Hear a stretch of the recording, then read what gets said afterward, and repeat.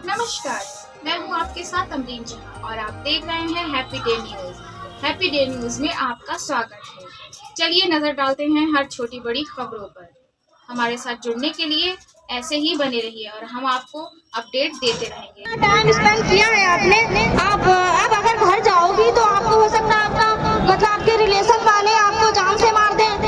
आपने हमारे साथ खाया पिया है, तो मैं इतनी डर गई थी उस टाइम। तो मुझे लगा कि अमजद मुझे पसंद करता है, तो मैंने उनकी माँ से कहा कि ठीक है, मैं आपके बेटे को पसंद करती हूँ, मैं उससे शादी करना चाहती हूँ।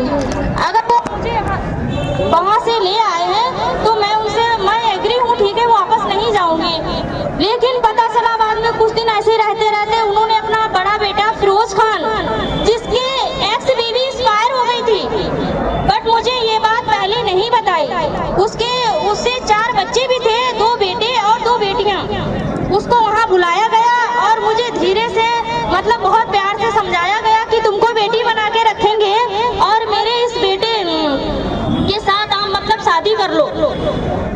उनके रिलेशन वालों ने भी बताया, क्या नाम ऐसा है कि इनकी शादी हुई थी और हाल ही में इनकी बीवी की डेथ हो गई थी और ये तनहा है, आप इनके साथ शादी कर लो। मैं एग्री नहीं थी, मैं नहीं करूंगी कहा।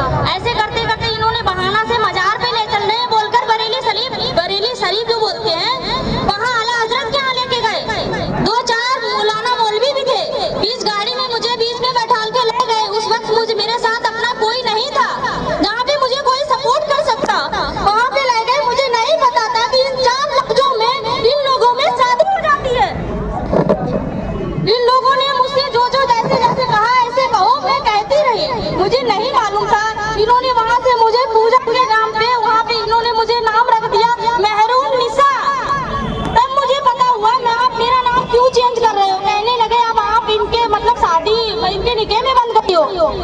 मैं वहाँ पे बहुत दूर रोने भी लगी, तो इन लोगों ने मुझे बहुत समझाया, कहा देखो आप अगर वापस जाने की जिद करोगी तो बहुत गलत होगा हमारे साथ भी और तुम मारी जाओगी वहाँ पे।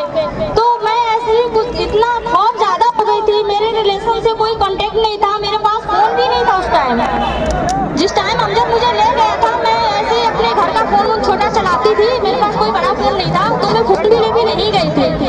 नो मोबाइल था मेरे पास, ठीक है। उसके बाद इन्होंने कुछ दिन मुझे बाहर रखा और शादी हो गई। मैंने कुछ दिन उस बंदे से मैंने कोई रिलेशन भी नहीं रखा, लेकिन बाद में धीरे धीरे मजबूरन मुझे इतना मजबूर कर दिया गया कि इतनी मीठी मीठी बातें बहला फुसला करके मेरे उससे संबंध हो गए। संबंध होने के बाद मेरा एक बड़ा बेटा है 7 साल का, वो उनसे बेटा एक हुआ। जब तक बेटा मैं उस स्थिति में नहीं हुई, जब तक उसने मुझे अपना गांव नहीं दिखाया।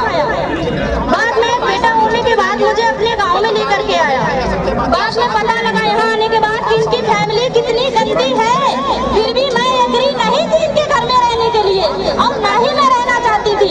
जबरदस्ती लेके जाते थे मुझे। अक्सर इस चीज पे जलील किया करते थे कि अब आप मुसलमान हो गए, गाय का मांस भैंस का मांस नहीं खाओगी तो तुम्हें मुसलमान नहीं मानेंगे। हम आपको मुसलमान नहीं मानेंगे। जबकि उन्होंने 4 लोगों के बीच में मुझे मुसलमान बनाया, कहा कि माँ आज से हमारे मजहबी हो गई हो, आज से तुम हमारे मजहब में हो गई हो, आपको हिंदू से कोई मतलब नहीं रह गया। उस टाइम मैं मजबूर थी, नहीं कुछ कर सकती थी, किसी का सपोर्ट नहीं था, किसी से कांटेक्ट नहीं था मेरा, तो मैं मजबूरन मैंने उस चीज को स्वीकार किया। मैं ये नहीं कह रही हूँ कि मुसलमान का गलत है, लेकिन इन लोगों ने जो बना रखा है हिंदू बहनों के साथ गलत कर रहे हैं, ये गलत है। मैं ये नहीं कह रही कि दुनिया में सारे मुसलमान गलत है या उनका खुदा इस चीज का इजाजत देता है कि किसी लड़की को उसका धर्म बर्बाद करके उसे जबरदस्ती उसके इच्छा के बिना उसे गाय का मांस खिलाओ या उसे भैंस का मांस खिलाओ, ये इनका खुदा इजाजत देता है? ये चीज मुझे मौलाना बताए। ये चंगेज जैसा दरिंदा इंसान, ये अक्सर मेरे साथ कुछ ना कुछ गलत करने की कोशिश करता था। मेरे पति हमेशा नशा में रहते थे, ड्रग्स करते थे, स्मैक पीते थे। वो सारा गांव, सारा पूरनपुर के काफी लोग उन्हें जानते हैं इस चीज को। वो नहीं घर पे होते थे तो अमजद चंगेज मेरे साथ शारीरिक संबंध बनाने की कोशिश करते थे। जब मैं कुछ कहती, रोती, चीखती तो मुझे डंडों से मारते थे।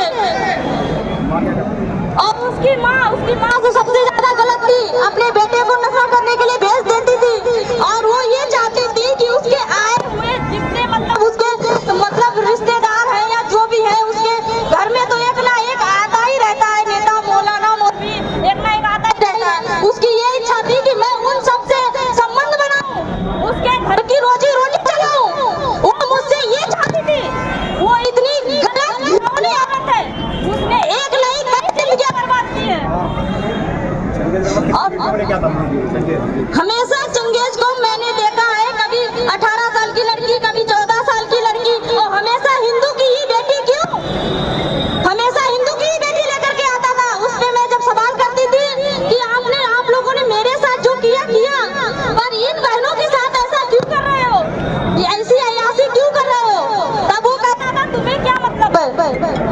मुझे मारते थे, मुझे गाली देते थे, सबसे ज्यादा मुझे ये चंगेज जलील करता था। जब मैं इसकी कोई बात नहीं मानती थी, हाल ही अभी 2 बरस पहले 2-2.5 साल पहले की बात है, अभी 2-2.5 साल लमसम हो गए। उससे पहले मैं अपने घर पे मतलब रह रही थी तो इन लोगों ने मुझे घर से निकाल दिया और तलवारों से मेरे ऊपर प्रहार किया।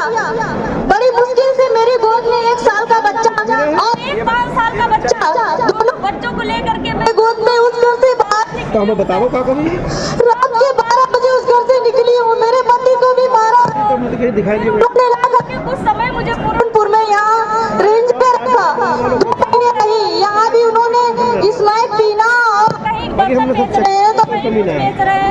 कभी जलील कर रहे हैं मुझे, कुछ खाने के लिए कुछ भी ऐसा नहीं रखा है। बहुत परेशान थी। मेरे बड़े वाले बेटे को थैलेसेमिया है, जो हर 2 महीने में उसको ब्लड चढ़ता है। अगर ब्लड नहीं चढ़वाऊंगी तो वो शायद मेरे पास नहीं रहेगा। मैं उस बच्चे के इलाज के खातिर मैंने ये फैसला लिया कि मैं अपने बच्चों मैं किसी भी मुसलमान से कोई भी चीज नहीं खरीदूंगा। मैं किसी भी मुसलमान को अपने घर में नहीं आने दूंगा। मैं किसी भी मुसलमान से दोस्ती नहीं रखूंगा, क्योंकि यह मुसलमान यह जिहादी हमसे दोस्ती करके हमारे घरों में आकर लफ्ज़ियात फैलाते हैं, हमारी बहन बेटियों के जीवन को बर्बाद करते हैं। हम पुनः सौगंध खाते हैं, आज से हम जिहादियों से संपूर्ण तरीके के, चाहे वो आर्थिक हो या सामाजिक संबंधों का बहिष्कार करते हैं। हिंदू हम सब एक रहेंगे, हिंदू हम सब एक रहेंगे। माँ बेटी के सम्मान में संजय तुम संघर्ष करो।